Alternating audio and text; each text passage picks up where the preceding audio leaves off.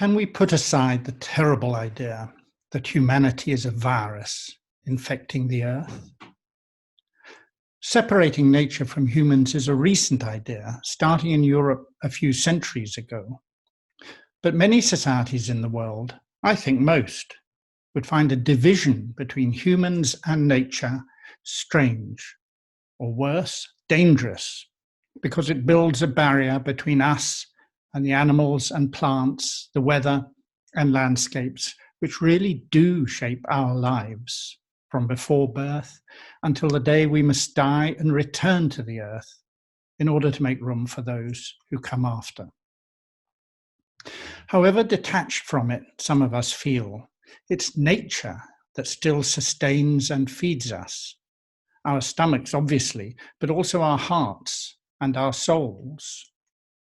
I think most people who work close to the earth, even in the so-called developed countries, most would agree with this.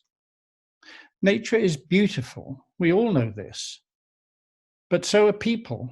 Well, not me, but humanity is still beautiful, in spite of all the cruelty and fear we see in the world. We have to bring humanity and nature back together again. They've never really been apart, but we now have to understand again, to embrace their unity, their oneness.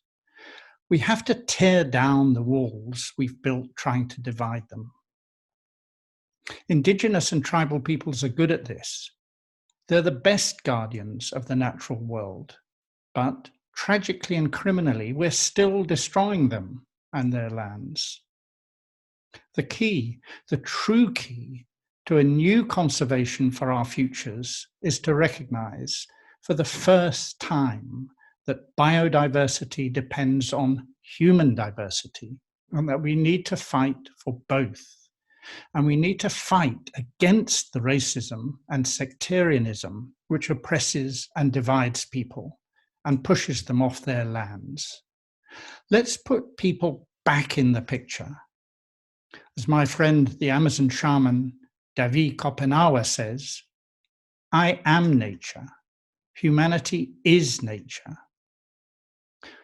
My cry is that biodiversity relies on human diversity, and we have to fight for both, for tribes, for nature, for all humanity.